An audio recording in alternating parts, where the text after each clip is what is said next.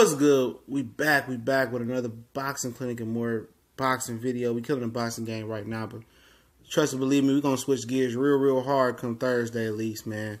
Got some different content coming up. Think I might go live for the NBA draft, at least for the lottery part.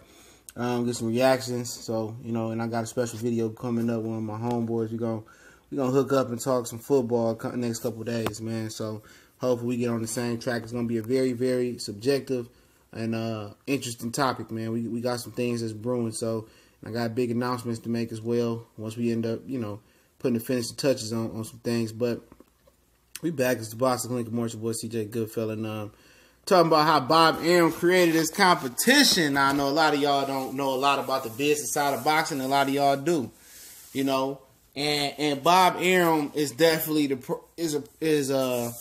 he's definitely, how can I say it? He's a product of his demise, or he's the reason that he got competition. And let me explain. He had Oscar De La Hoya and Floyd, and he chose to promote Oscar De La Hoya better than Floyd Mayweather. Okay, and I'm not sure how Oscar De La Hoya got to Bob Arum.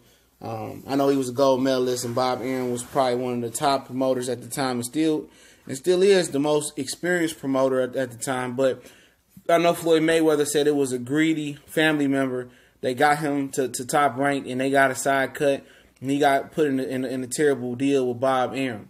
But Bob Arum did build both of these fighters up for the most part. He didn't really promote Floyd like Floyd wanted to, but he kind of put Floyd on that track. After that Arturo Gatti pay-per-view did $350K, and that was the first unveiling of Floyd being the bad boy Floyd, and that was going against Bob Arum's wishes. He wanted him to be a clean-cut individual like Sugar Ray Leonard. He would always compare him to Sugar Ray Leonard and say how nice his kid was, but Floyd was definitely making noise in Vegas on the Strip by doing things that you probably couldn't fathom that a young kid would do.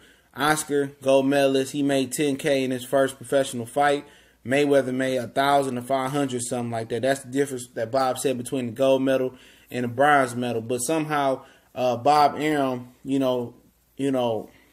somehow mistreated both of them and lost two of his cash cows, and they became not only two of the boxing's biggest draws in boxing. Oscar was a big draw with Top Rank, but he lost two potential business partners, two guys that he could have had working for Top Rank to get him talent, but he mistreated them.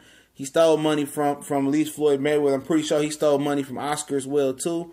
He looked at Oscar as a son, but somehow Oscar got away, and they both went on to become Bob Arum's biggest competition. And Golden Boy for a long time was giving Top Rank a run for his money. The only real difference between Golden Boy and Top Rank was the fact that Golden Boy didn't have matchmakers like Carl Moretti, who's a legend in the game when it comes to matchmaking talent. And Oscar De La Hoya was still on the come up. But when they joined forces and Golden Boy joined forces with Al Heyman and Floyd Mayweather, they was a powerhouse. But obviously we know how that ended. But obviously, Mayweather Promotions, Golden Boy, and Floyd Mayweather linking up with another powerhouse and Al Heyman became Top Rank's biggest nemesis. He spawned his enemies. He spawned his competition to Bob Arum, and he had treated him right and stopped being such a cheapskate and actually trying to be innovative and trying to promote Floyd Mayweather. And for some reason, Oscar De La Hoya and him didn't work out. Oscar went on and create Golden Boy, and I know he was like, all this money that Bob making off of me, I could go start my own shit, and I could be the first fighter to have his own promotional company and be that successful. And he pissed both guys off. Somehow Oscar went on, the guy that he gave all the attention to, or everything to. It's kind of like a father and his kid's relationship. The guy, the child that the father gives all the attention to, everything to, but the child that he somehow neglects, end up being the child that comes back and does more for him. But in this case, both of these guys went off and did their own thing. It became this big competition.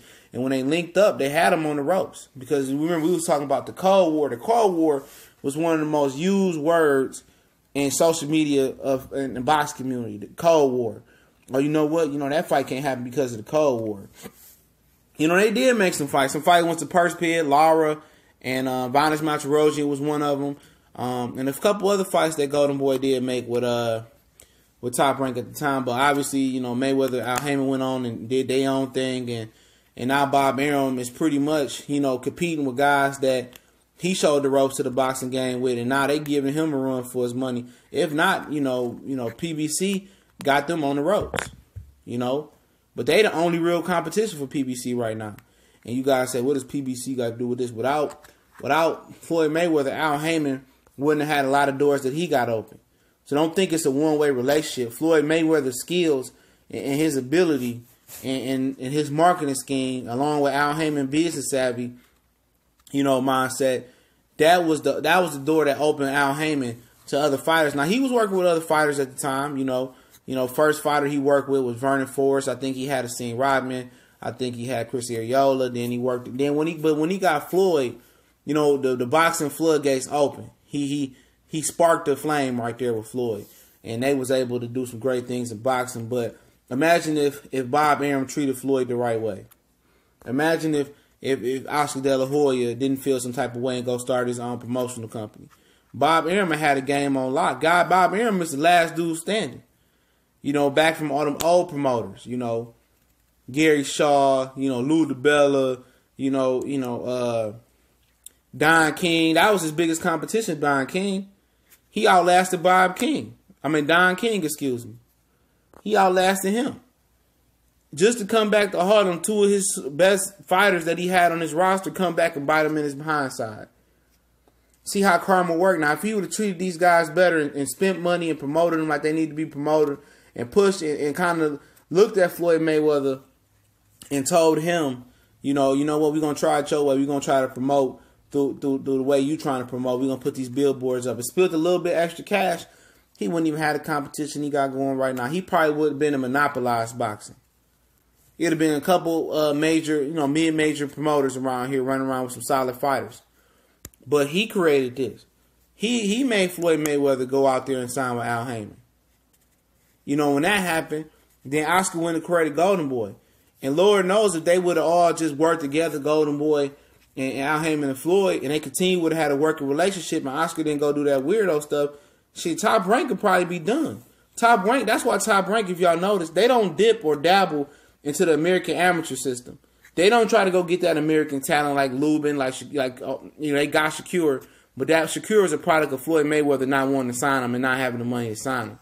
You know, and Timo Lopez was a good signing too. But they really don't dip and dabble into the American amateur talent like Oscar De La Hoya and like Al Heyman did. You know, they was getting every amateur talent back in the day. Nobody was going over the Top Rank. They was a no-fly zone. But point in this video to show if Bob Arum would have truly treated, you know, Floyd and Oscar the correct way, you know, I think they would have stayed with him and he could have had some business partners as well. But his shady self and his penny pinching self, he created his biggest competition. His biggest competition was created by himself and not treating them guys right. Not paying them what they should have been paid and penny pinching. And ultimately, all that money that he neglected to spend on them, all that money he quote unquote took from them allegedly, it come back to bite him, because if he would have spent the money then and promoted them and treated them, paid them right, he would have made way more money than what he did. What he didn't spend, what he kept, being stingy. And that's how the game of karma goes. And Bob Arum is a direct cause and effect of that right there. Two students you had under you, showing you the ropes in the boxing game, came back and bit you in the hindsight. But y'all know what it is, man. We closing out the day with a trio boxing video. And don't forget, we on Facebook, Instagram, Twitter. Those links and usernames in the description. Want to donate, the PayPal link is there too. Don't forget to smash that subscribe button and share. Hit the bell icon so you know we upload and go live. We out.